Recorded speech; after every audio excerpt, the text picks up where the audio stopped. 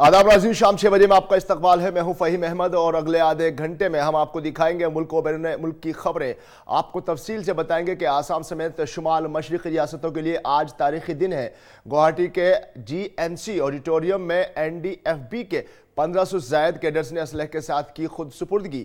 वज़ीर आज़म नरेंद्र मोदी ने की ऑल पार्टी मीटिंग में शिरकत। सुप्रीम कोर्ट ने निर्भया मामले के कसूरवार अक्षय की दरखास्त की मुस्तरद और महात्मा गांधी की बरसी पर कौम पेश कर रही है खराज अकीदत।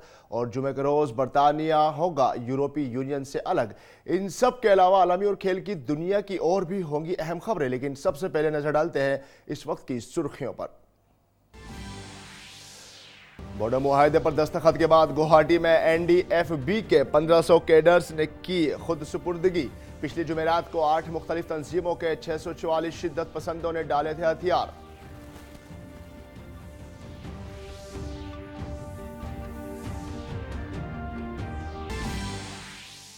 पार्लियामेंट के कल से शुरू होने वाले बजट इजलास के लिए हुकूमत ने बुलाई कुल जमाती मीटिंग। लोकसभा स्पीकर भी पार्टियों के साथ करेंगे मीटिंग।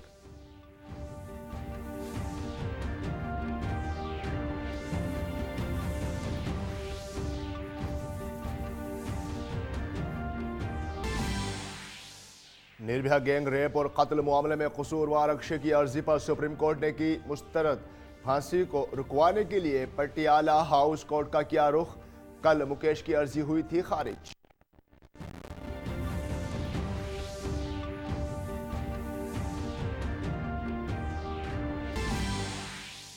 और चीन में कोरोना वायरस से 70 हलाक, 7,700 लोग हुए मुतासिर।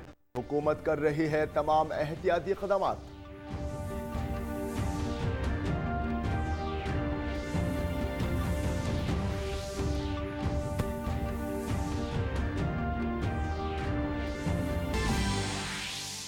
सदर जमहूरिया की क़यादत में मुल्क ने बाबा कौम महात्मा गांधी को पेश किया खराज अकीदत। नायब सदर जमहूरिया, वज़ीर आज़म और दीगर वज़ीरों ने किए गुलाहे अकीदत नज़र। यूरोपीय पार्लियामेंट में भारत की बड़ी कामयाबी। CAA मामले पर यूरोपीय पार्लियामेंट में मुजव्विज़ा वोटिंग मुलतवी। भारत मुखालिफ अरकान पार्लियामान को मामला उठाने का नहीं मिल पाया मौका।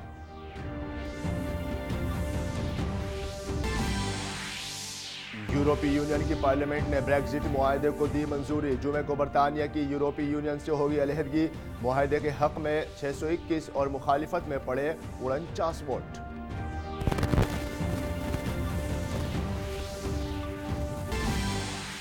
और खेल में ऑस्ट्रेलियन ओपन के सेमीफाइनल में जोकोविच ने फेडरर को दी शिकस्त। ख्वातीन जुमरे में अमेरिका की सोफिया कैनन फाइनल में दाखिल। दूसरे सेमीफाइनल में हॉलेप को शिकस्त।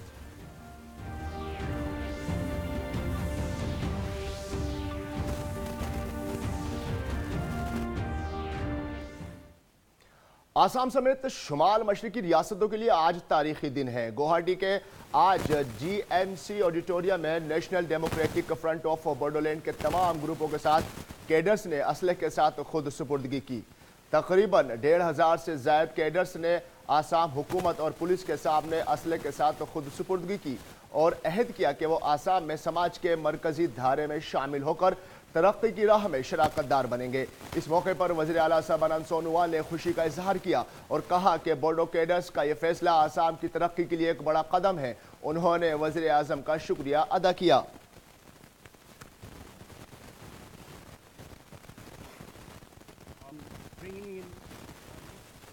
आज इस अवसर पर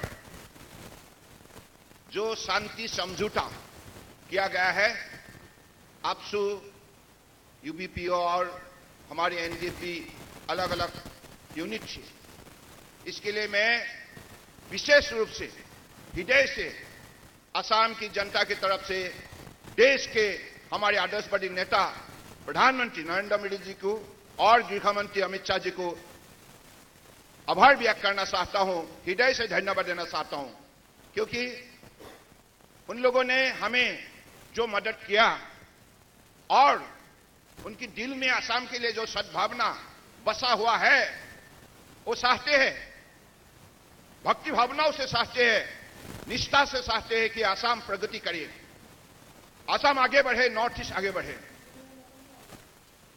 दरअसल आसाम में तवील मुद्दत से अलहदा बोडोलैंड का मुतालबा करने वाले हाल ही में 4 ग्रुपों ने तशद्दुद का रास्ता तर्क करने का फैसला किया और 27 जनवरी को मरकजी वज़ीर दाखिला अमित शाह की मौजूदगी में आसाम हुकूमत के साथ NDFB ने मुआहिदा किया। बहरहाल इतनी बड़ी तादाद में असलहे के साथ खुद सुपुर्दगी के बाद आसाम में क़याम अमन के उम्मीदों को नई क़ुव्वत मिली है।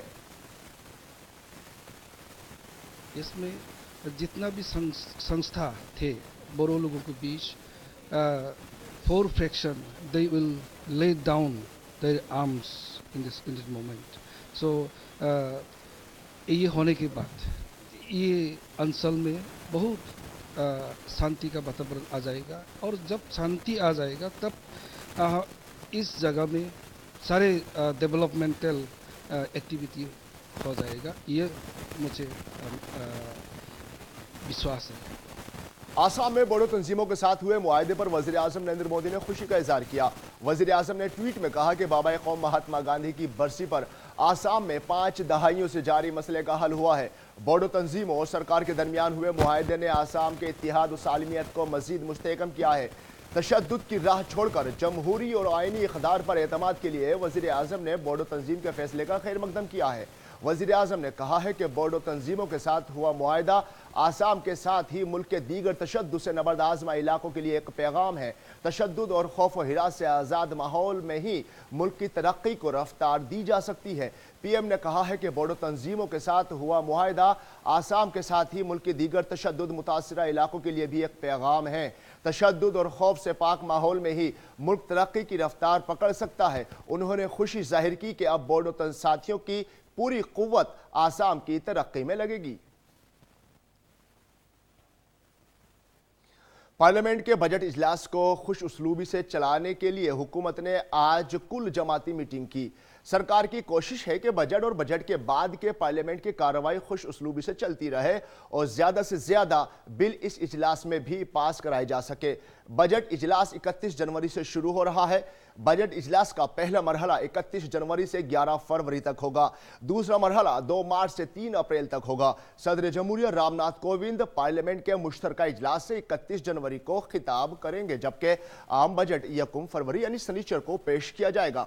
मीटिंग के बाद पार्लिमानी उमूर के वजीर प्रहलाद जोशी ने इसकी तफसील बताई।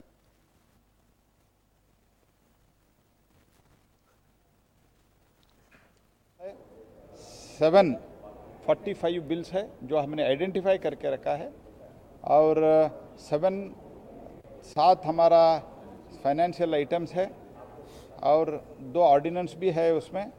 ये सब भी इसमें तो सब नहीं होगा, लेकिन इतना तो हम आइडेंटिफाई करके रखा है। इतना सब बिजनेस है, ये भी हमने अपोजिशन से अवगत करा है और अपोजिशन में कई मुद्दे पर चर्चा मांगा है। वो सब चर्चा के लिए सरकार तैयार है। लोकसभा स्पीकर ओम बिरला ने भी कुल जमाती मीटिंग बुलाई है। लोकसभा स्पीकर की कोशिश है कि पिछले 2 इजलास की तरह इस बार भी लोकसभा के कामकाज के नए रिकॉर्ड बने और इसी के पेश नज़र वो अपोजिशन के तमाम रहनुमाओं से पार्लियामेंट का इजलास और लोकसभा को खुश उसलूबी से चलाने की अपील करेंगे।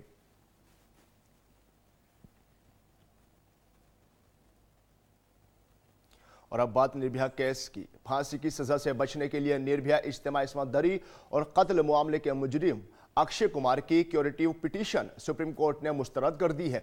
अदालत ने 1 फरवरी को फांसी की सजा रोकने के दरखास्त भी मुस्तरद कर दी।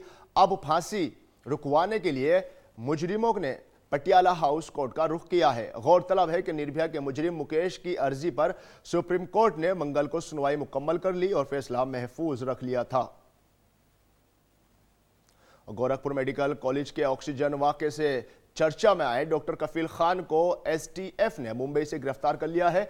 डॉक्टर कफील पर अलीगढ़ मुस्लिम यूनिवर्सिटी में इश्तियाल अंगेज तकरीर करने और मरकजी वज़ीर दाखिला अमित शाह पर गैर शाइस्ता तबसरा करने का इल्ज़ाम है। डॉक्टर कफील खान मुंबई के सहार पुलिस स्टेशन में पुलिस हिरासत में है। उत्तर प्रदेश की स्पेशल टास्क फोर्स ने उन्हें मुंबई से गिरफ्तार किया है। हालांकि गिरफ्तारी के बाद कफील खान ने कहा है कि वो बेकसूर हैं। और बात दिल्ली के जामिया मिलिया इस्लामिया की। दिल्ली में जामिया मिलिया के पास CAA के खिलाफ जारी मुजाहरे के दौरान आज एक नामालूम शख्स ने फायरिंग की। इस वाक़े के बाद जाए वकूफ़ पर अफरा तफरी का माहौल बन गया। दरअसल जामिया मिलिया इस्लामिया के तलबा राजघाट तक मार्च निकालने की तैयारी कर रहे थे, तभी एक नौजवान आया और उसने गोली चला दी। इस फायरिंग में एक तालिब इल्म जख्मी भी हुआ है। पुलिस ने मुलजिम को हिरासत में ले लिया है। और अब बात दिल्ली इलेक्शंस की। आम आदमी पार्टी के सरबराह अरविंद केजरीवाल ने दिल्ली में एक प्रेस कॉन्फ्रेंस की। उन्होंने कहा कि पिछले 5 बरस में उन्होंने राजधानी के लोगों का बेटा बनकर काम किया है। उन्होंने कहा कि अब ये आवाम को फैसला करना है कि वो अपना वोट किसे देंगे। मैंने पिछले 5 साल में दिल्ली वालों का बेटा बनके उनके परिवार की जिम्मेदारी उठाने की कोशिश की है। आज मैं ये निर्णय दिल्ली के लोगों के ऊपर छोड़ता हूं। इसके अलावा बीजेपी के सदर JP नड्डा ने दिल्ली की केजरीवाल हुकूमत पर तनकीद की है। उन्होंने ट्वीट किया कि केजरीवाल जी, आपने हर साल 1000 मोहल्ला क्लिनिक खोलने का वादा किया था। 1000 क्लिनिक खोलना तो दूर, जो कुछ खुले भी थे उनमें ना तो दवाएं हैं और ना सहूलियात। आपकी और ओछी सियासत ने दिल्ली के गरीबों को सालाना 5 लाख रुपए तक मुफ्त इलाज मुहैया कराने वाली मोदी जी की आयुष्मान भारत योजना से भी महरूम रखा।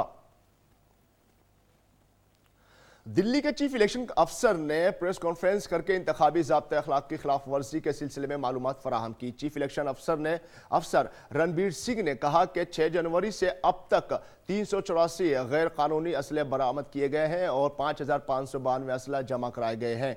उन्होंने कहा कि तशद्दुद के 3 मामला सामने आए हैं और 96,000 से ज्यादा लोगों के खिलाफ दिल्ली पुलिस एक्ट और 6001 लोगों के खिलाफ एक्साइज एक्ट के तहत कार्रवाई की गई है। रणबीर सिंह ने सियासी जमातों के खिलाफ की गई कार्रवाई के बारे में भी मालूमात दी।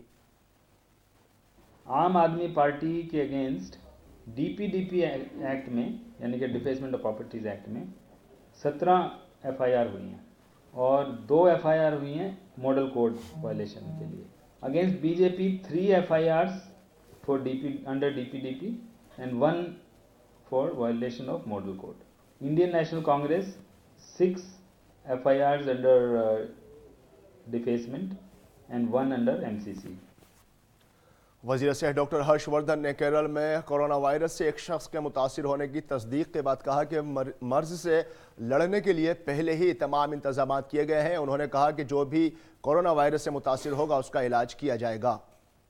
We are already doing our best. It's not that we are waiting for the case to come. We are already putting all the best efforts to ensure that we do our best to, number one, diagnose, and then of course if there is anything like a positive case, we treat it also। वजारत सेहत corona virus से पैदा हुई सूरत हाल पर सख्त नज़र रखे हुए है।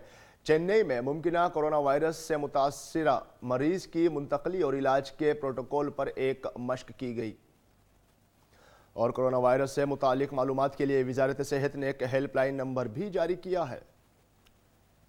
इसी सिलसिले में खुसूसी सेहत सेक्रेटरी संजीव कुमार ने कल सभी मरकजी और रियासती सेहत हुक्काम के साथ वीडियो कॉन्फ्रेंसिंग के जरिए मीटिंग कोरोना वायरस की रोकथाम और एहतियाती तदाबीर का तफसीली जायजा लिया गया। और इसके अलावा वजारत खारजा पहले ही भारतीय शहरियों को चीन का सफर न करने की सलाह दे चुकी है। और भारत में कोरोना वायरस से मुतालिक हाल ही में एक मामला सामने आया है। भारत में इससे मुतालिक पूरी तरह से एहतियात बरती जा रही है। तकरीबन 21 हवाई अड्डों पर स्क्रीनिंग का अमल जारी है। कोरोना वायरस से मुतालिक मालूमात ही बेहतर बचाव है। क्या है इसकी अलामत और किस तरह से एहतियाती तदाबीर करें, इससे मुतालिक NCDC के डायरेक्टर सजीद कुमार सिंह ने गुफ्तगू की हमारे नुमाइंदे नितेंद्र सिंह से। कोरोना वायरस को लेकर के दुनिया भर में हलचल है। भारत में अभी तक कोई केस नहीं है और इस मामले पर बातचीत करने के लिए हमारे साथ हैं NCDC के director doctor Sujit Kumar Singh. Sir, Bharat कितना तैयार है कोरोना वायरस को लेकर? जो भी हमें मेथड WHO द्वारा रिकमेंडेड हैं या हमारी कंट्री के सेफ्टी के लिए जो रिकमेंडेड हम लोग समझते हैं एक एक्सपर्ट ग्रुप द्वारा, उन सबको इसमें स्ट्रेंथन किया गया है। जो चीन से लोग आ रहे हैं या प्रभावित देश से लोग आ रहे हैं, उनकी स्क्रीनिंग कैसे हो रही है? क्या टेस्टिंग फैसिलिटी है इंडिया में? एयरपोर्ट पर जो चीन से जिनकी यात्रा का संबंध है या जिनको किसी भी तरीके का सिम्टम होता है, उन सब लोगों को थर्मल स्कैनर से गुजरना पड़ता है। ये एक इस प्रकार का यंत्र है जिससे हमको बिना टच किए, बिना थर्मामीटर मुंह में लगाए आप उसका बॉडी टेम्परेचर मॉनिटर कर सकते हैं। ये एक स्क्रीनिंग प्रोसेस है। उसके बाद जो आइडेंटिफाई होते हैं इस स्क्रीनिंग से, वो आदमियों को हम अलग सेपरेट कर लेते हैं और डिटेल में डॉक्टर्स उनको एग्जामिन करते हैं। क्या इसके सिम्टम है, कैसे इसका बचाव करें? इसके सिम्टम बहुत ही साधारण हैं, जो कि हमको किसी भी वायरल इन्फेक्शन में मिलते हैं। जैसे इसमें बुखार मुख्य चीज़ है। बुखार हमको 100 से 102 तक के बीच में मिल सकता है, उससे ज़्यादा भी हो सकता है। साथ में कफ, कोल्ड लग सकता है, जुकाम नज़ला जैसा लगेगा, रेस्पिरेटरी डिस्ट्रेस हो सकता है जो कि सीवियर जाए तो ब्रीदिंग डिफ़िकल्टी, और आगे की अगर ARDS टाइप से डेवलप हो सकता है, जिसमें कि हमें वेंटिलेटर सपोर्ट की भी आवश्यकता पड़ सकती है। अगर एहतियात की बात की जाए तो कौन ऐसे प्रैक्टिस हैं जिसको लगे कि ऐसा करने से इसकी बचा जा सकता है? अगर हमारा ट्रैवल वहाँ से हुआ है और हमको अपनी 14 दिन के अंतराल में या 28 दिन के अंतराल में इस बात का अनुभव होता है कि हमको बुखार, सर्दी, जुकाम हो रहा है, सबसे पहला काम है हम अपने खुद स्वयं को मास्क लगाएं। मास्क लगाने के बाद होम आइसोलेट करें। अगर मास्क नहीं भी है तो हम घर के किसी भी कमरे में अपने आप को आइसोलेट कर लें और हमारे कांटेक्ट को नियंत्रित रखें। सिर्फ ज़रूरी लोगों से ही संपर्क करें। साथ ही एक हेल्पलाइन नंबर जो मिनिस्ट्री ने हर जगह दिया हुआ है, जो कि उस पर तुरंत कांटेक्ट करें। चाहे आप किसी भी सुदूर गांव में हों, आप हेल्पलाइन से कांटेक्ट करेंगे तो हेल्पलाइन आपको बता देगी कि आपको इस बारे में आगे के क्या काम करना चाहिए। आपके पास तुरंत स्वास्थ्य कर्मचारी आएगा और वो आपको एक डेजिग्नेटेड आइसोलेशन फैसिलिटी में शिफ्ट करने के लिए अपने साधन उपलब्ध कराएगा, वहाँ पर आपका सैंपल कलेक्ट किया जाएगा। सैंपल अगर नेगेटिव आता है तो आपको उसके बाद डिस्चार्ज कर दिया जाएगा। अगर सैंपल पॉजिटिव आता है तो आपको समुचित उपचार दिया जाएगा। इससे घबराने की बिल्कुल ज़रूरत नहीं है, सिर्फ जानकारी और बचाव ही सबसे बेहतर तरीका है। कैमरामैन सौरभ के साथ नितेंद्र सिंह, DD न्यूज़, दिल्ली। और नाज़रीन, आज पूरा मुल्क बाबा-ए-कौम महात्मा गांधी की बरसी पर उन्हें खराज अक़ीदत पेश कर रहा है। इस मौके पर महात्मा गांधी को राजघाट पर खराज अक़ीदत पेश किया गया। सदर जमहूरिया रामनाथ कोविंद, नायब सदर जमहूरिया M वेंकैया नायडू, वजीर आज़म नरेंद्र मोदी, लोकसभा स्पीकर ओम बिरला और वजीर दिफा राजनाथ सिंह समेत मुतअद्दिद मरकजी वज़रा ने बाबा-ए-कौम महात्मा गांधी को खराज अक़ीदत पेश किया। इस मौके पर उन्हें भजन गाकर भी याद किया गया।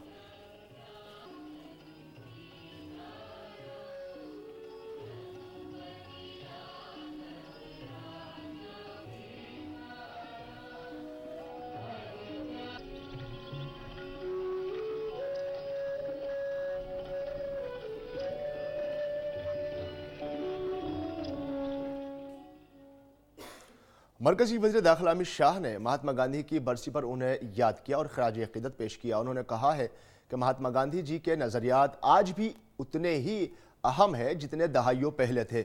महात्मा गांधी ने न सिर्फ भारत बल्कि पूरी दुनिया को सच्चाई और अदम तशद्दुद के रास्ते पर चलने के लिए तरगीब दी। स्वच्छ भारत के गांधी जी के ख्वाब को शर्मिंदा ताबीर करने का काम आज मोदी जी ने किया है। गांधी जी को लाखों सलाम।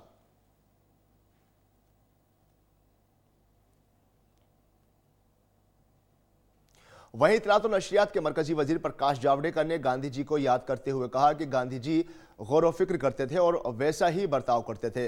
बाबा-ए-कौम महात्मा गांधी जी को उनकी बरसी पर सच्चा खराज अक़ीदत।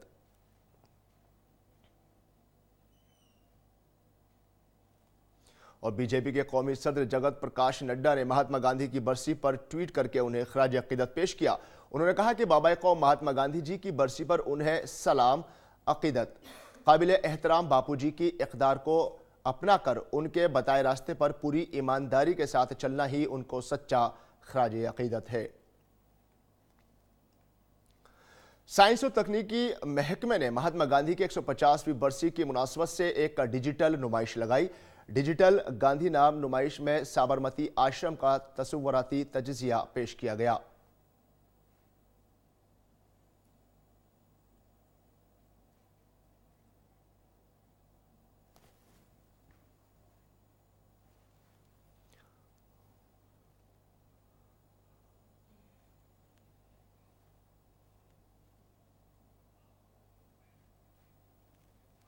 और नाज़रीन, अब चलते हैं हमारी साथी साइमा के पास तिजारती, बैनुल-अक़वामी और खेल की खबरों के लिए। जी साइमा, कौन कौन सी खबरें हैं आपके पास? बहुत बहुत शुक्रिया फ़हीम, आज की हमें बड़ी और अहम खबरों से वाकिफ़ कराने के लिए। खबरें अभी मज़ीद हैं, लेकिन सबसे पहले बात कर लेते हैं तिजारत और मईशत की खबरों की।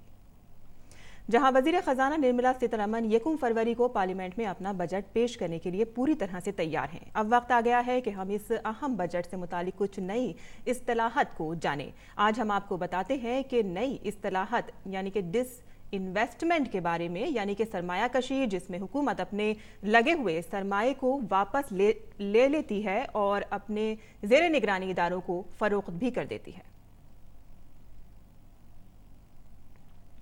अमेरिकी फेडरल रिजर्व ने 2020 की पहली जायजा मीटिंग में सूदी शरहों में तब्दीली नहीं की है। फेडरल रिजर्व के चेयरमैन ने कहा है कि आलमी मईशत में मनफी माहौल पाया जाता है। याद रहे कि फिलहाल फेडरल रिजर्व की सूदी शरह 1.5 से 1.75% के दरमियान है। और अब बात करते हैं आलमी खबरों की।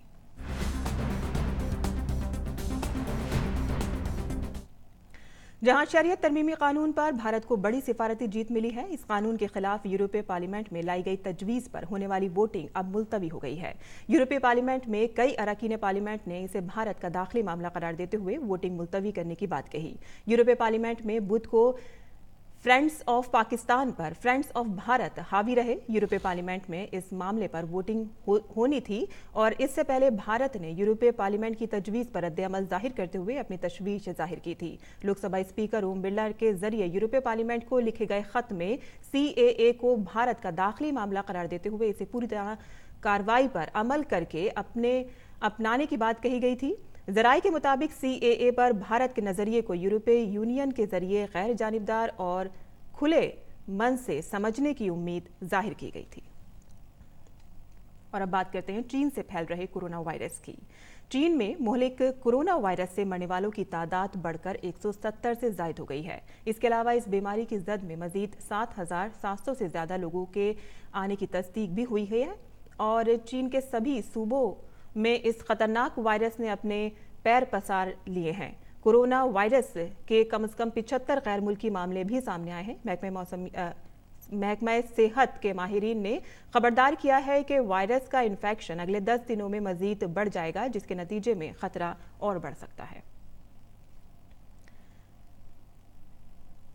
और आलमी सेहत तंजीम यानी कि WHO ने आज फिर हंगामी मीटिंग बुलाई है, जिसमें इस बात पर तबादला ख्याल होगा कि चीन में फैले कोरोना वायरस का मामला बैनुल-अक़वामी तिब्बी इमरजेंसी के सामने है या नहीं। WHO ने कहा है कि कोरोना वायरस पर बैनुल-अक़वामी तिब्बी रेगुलेटर इमरजेंसी कमेटी की होने वाली मीटिंग में ये तय किया जा सकेगा कि चीन में नए वायरस का तेज़ी से फैलाव के पेश नज़र अब एक आलमी हंगामी कमेटी की तश्कील करता है या नहीं।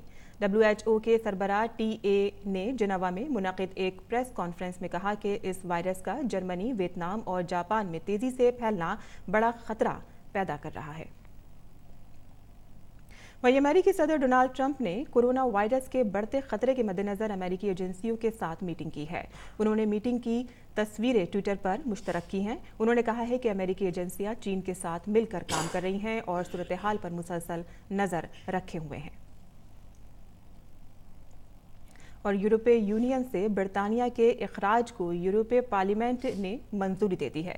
जुम्मे को यूरोपीय यूनियन से अलग होने के बाद बरतानिया इस साल के आखिर तक यूरोपीय यूनियन के इक़्तिसादी निज़ाम में रहेगा, लेकिन वो किसी पॉलिसी के बारे में कोई राय नहीं दे सकेगा। बरतानिया यूरोपीय यूनियन छोड़ने वाला पहला मुल्क है। यूरोपीय पार्लियामेंट में ब्रेक्सिट समझौते के हक में 621 वोट पड़े हैं और इसके खिलाफ में 49 वोट पड़े हैं। बरतानिया में जून 2016 में EU से निकलने के फैसले के लिए रेफरेंडम हुआ था।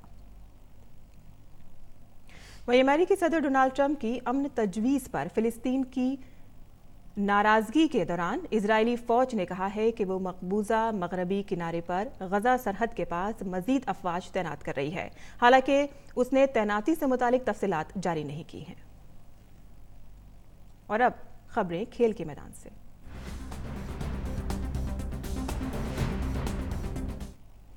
जहां ऑस्ट्रेलियन ओपन 2020 के सेमीफाइनल में सर्बिया के नोवाक जोकोविच ने 20 मर्तबा के grand slam champion Roger Federer को सीधे सेटों में 7-6, 6-4 और 6-3 से हराकर मुकाबले के फाइनल में जगह बना ली है। आज खेले गए सेमीफाइनल में जोकोविच ने फेडरर को आसानी से हराकर ये कामयाबी हासिल की है। इस जीत के साथ ही 17वां ग्रैंड स्लैम जीतने की सिमत में अपना कदम भी उन्होंने बढ़ा दिया है। और साल के पहले ग्रैंड स्लैम ऑस्ट्रेलियन ओपन में आज खेले गए खवातीन सिंगल्स जुमरे के सेमीफाइनल मुकाबले में अमेरिका की सोफिया कैनन ने आलमी नंबर 1 ऑस्ट्रेलिया की एशले बार्टी को 7-6, 7-5 से शिकस्त देकर मुकाबले के फाइनल में जगह बना ली है। 1 घंटे 45 मिनट तक जारी रहे इस मैच में दोनों खिलाड़ियों के दरमियान जबरदस्त मुकाबला देखने को मिला। वही दिन के दूसरे सेमीफाइनल मुकाबले में स्पेन के गार्बियन मुगुरोजा का सामना रोमानिया की सिमोना हेल्प से हुआ। ये मुकाबला स्पेन की खिलाड़ी ने जीत लिया और फाइनल में जगह बनाई, जहां स्पेन के खिलाड़ी के हाथों उनको शिकस्त मिली। और कुछ और दिलचस्प और अहम खबरों के लिए वापस चलते हैं अपने साथी फहीम के पास। जी साइमा, बहुत बहुत शुक्रिया। और नाज़रीन, अब दीगर और दिलचस्प खबरें।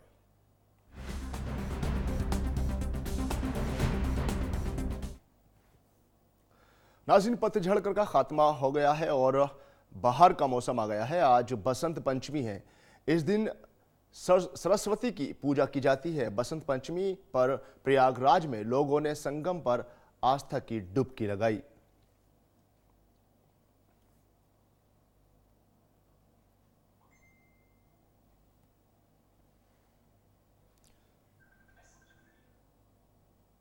वज़ीर आज़म नरेंद्र मोदी ने बसंत पंचमी के मौके पर अहले वतन को मुबारकबाद दी है। वज़ीर आज़म ने अपने एक ट्वीट पैगाम में लिखा है, सभी अहले वतन को बसंत पंचमी की मुबारकबाद।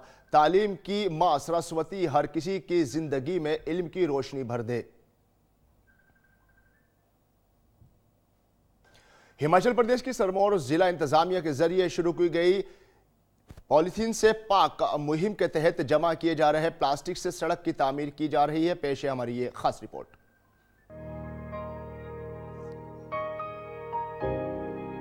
प्लास्टिक माहौलियात के लिए सबसे बड़ा खतरा है, लिहाजा माहौलियात के लिए खतरा बनी ये शय लैंडफिल में जाने से रोकने के लिए प्लास्टिक की मुतबादिल रहती है। प्लास्टिक से सड़क तैयार करना एक ऐसा ही मुतबादिल है। इससे न सिर्फ प्लास्टिक के फजले से निजात मिलेगी, बल्कि इससे समाज के लिए ज्यादा इस्तेमाल में आने वाली सड़क की तामीर मुमकिन हो सकेगी। और इसकी शानदार मिसाल पेश की है हिमाचल प्रदेश के सिरमौर जिले ने। सिरमौर जिला इंतजामिया के जरिए शुरू की गई इस मुहिम में पॉलीथीन से निजात पाने के लिए इस फजले को इकट्ठा किया जा रहा है ताकि इसका इस्तेमाल सड़क की तामीर में हो सके। जिला हेडक्वार्टर नाहिन से तकरीबन 10 किलोमीटर दूर जिला इंतजामिया के जरिए शुरू की गई ये मुहिम ढेमकी मंदिर से कुन गांव तक तकरीबन 1 किलोमीटर तवील सड़क ट्रायल के लिए तैयार की जा रही है। लिहाजा इस अनोखी मुहिम की शुरुआत की है जिला deputy commissioner doctor RK Paruthi ने, जिन्होंने प्लास्टिक के इस्तेमाल का मुतबादिल पेश किया है। ढिमकी माता मंदिर कून रोड है, वहाँ पे 1 किलोमीटर में कोई 1 टन प्लास्टिक का इस्तेमाल किया है। तो यहाँ पे जो PWD है उसने स्टोर बनाया हुआ है। इसके लिए जो साफ पॉलीथीन है उसका प्रयोग किया जाता है। प्लास्टिक से तामीर की गई शाहराहें तवील अरसे तक नहीं टूटती हैं। साथ ही ये माहौलियात को बेहतर बनाने में भी अहम किरदार अदा करती हैं। सिरमौर इंतजामिया की ये कोशिश है कि जिले के हर इलाके में कुछ सड़कें ऐसी बनाई जाएं जहां ज्यादा आमोदरफ्त रहती है। सिरमौर जिला इंतजामिया के जरिए प्लास्टिक से निजात हासिल करने की ये कोशिश काबिल सताइश है। लिहाजा जहाँ प्लास्टिक को खत्म करने में मदद मिलेगी, वहीं इसका सही इस्तेमाल भी होगा। नंदनी मित्तल की रिपोर्ट, DD न्यूज़ उर्दू खबरें। और नाजरीन, शाम 6 बजे में अब वक्त हो चला है आपसे रुखसत होने का, लेकिन जाने से पहले आपको दिखाते हैं बेटिंग रिट्रीट की खूबसूरत झलकियां। आप इनका लुत्फ उठाएं और हमें दे इजाजत। आदाब।